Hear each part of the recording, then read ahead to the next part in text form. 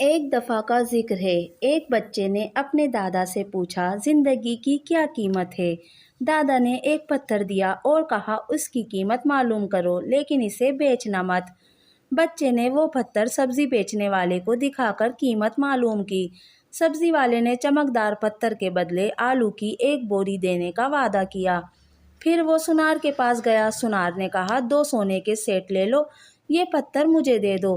تھوڑا آگے بچے کو نایاب پتھروں کی ایک دکان نظر آئی۔ دکاندار نے بچے سے پوچھا تم یہ قیمتی ترین روبی کہاں سے لائے؟ میں پوری دنیا بیچ کر بھی اس کی قیمت ادا نہیں کر سکتا۔ بچہ حیران رہ گیا۔ جا کر دادا سے پوچھا کہ مجھے زندگی کی قیمت بتائیں۔ دادا نے جواب دیا جو جواب تمہیں سبزی والے، سونار اور قیمتی پتھروں کا کاروبار کرنے والے نے دیے، انہی میں زندگی کی قیمت چھپی ہوئی ہے۔